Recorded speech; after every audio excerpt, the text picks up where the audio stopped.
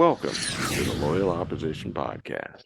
I'm Bernie Flowers, one of Uncle Sam's wayward children. I believe that our country's best days are still in front of us, but if those best days are to come, we need to change the direction of the country now, before it's too late. I intend to talk about important topics every week in hopes of helping to improve our country and our way of life. Please like, share, and subscribe. Let's get started. Dear friends, one of the good things about having my own podcast is that every so often I get to say what's on my mind for all to see. This will be such an episode. Are we living in the best of times or the worst of times?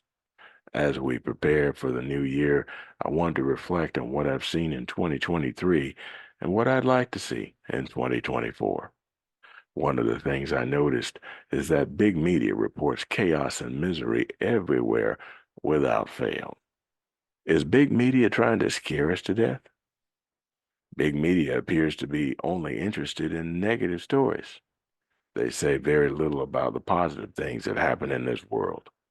Our elites and our media tell us that racial inequities are the root cause of most of our problems.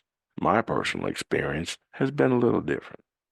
I think that America functions best as a great melting pot, and that most of our problems are caused by our own individual actions. For example, an Ivy League PhD and I were having a beer recently. We had been together for a few hours, hanging out as old friends do, when his phone rang. It was his family passing along their orders for dinner.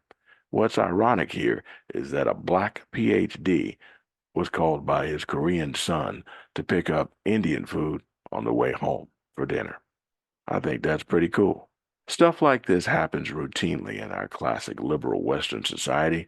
Many great leaders, like Martin Luther King, wanted such a meritocracy for this country. We should be celebrating that we have the freedom to live our best lives instead of emphasizing the negative aspects of our society. We must jealously guard our freedoms if we expect to keep them. After all, freedom is not free. We must address the path we are currently on and re-emphasize our focus on unity, transparency, and civility. We must emphasize that all good civilizations require maintenance and that our citizens need to participate in that maintenance. So, was 2023 a good year for you? Was it a bad year? Are you thankful that it's over?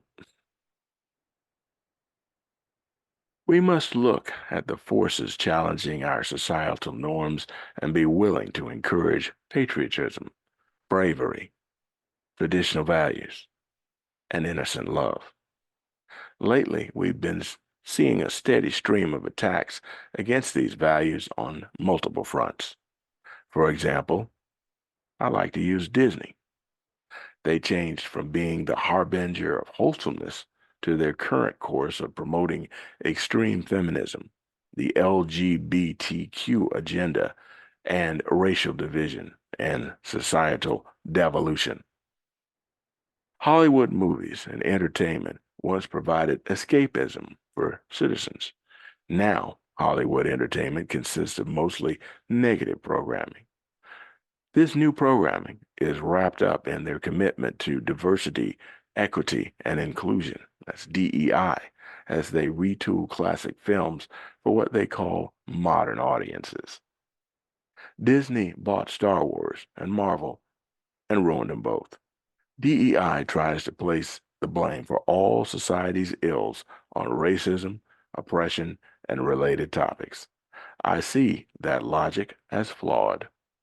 For example, black people flock to BET, assuming that it represents their culture.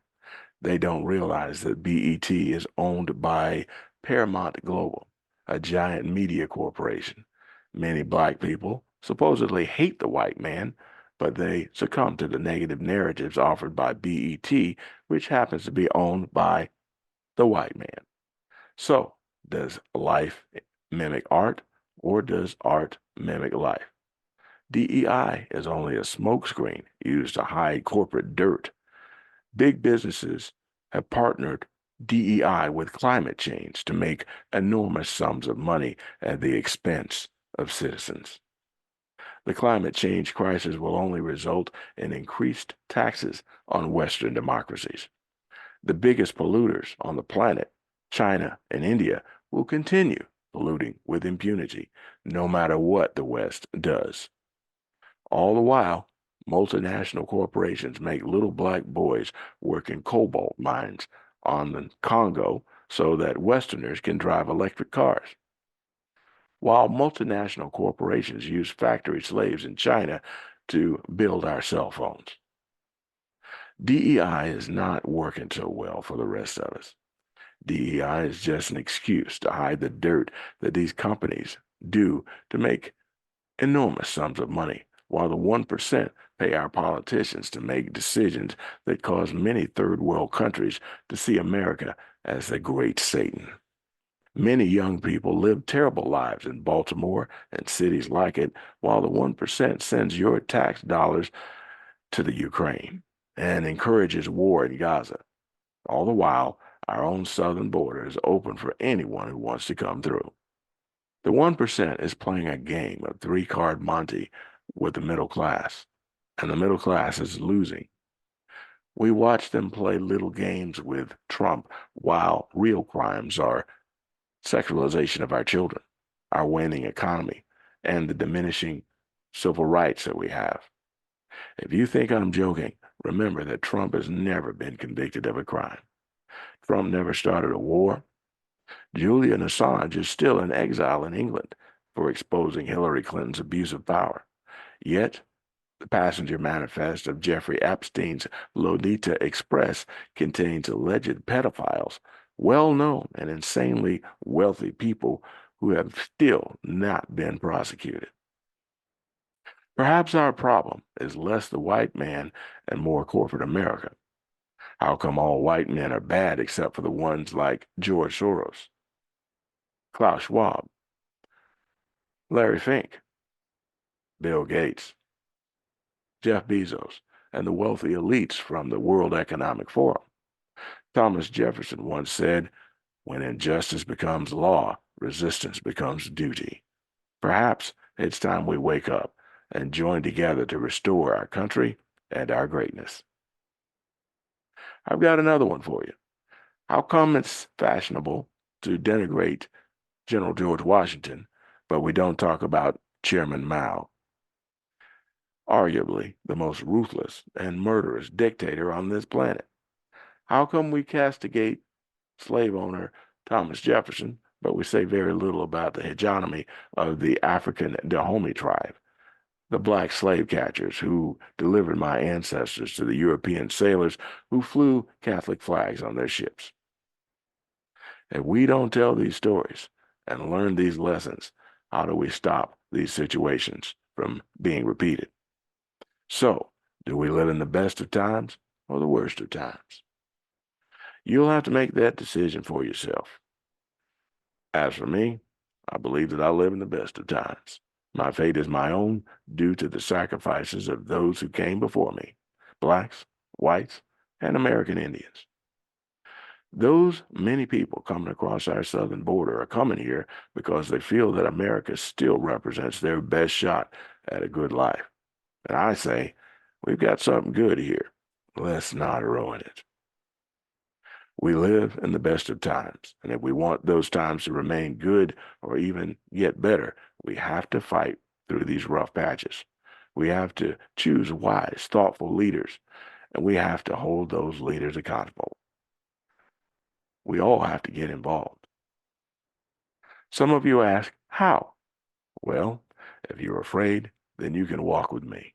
I will carry the banner for the middle class, and I am not alone.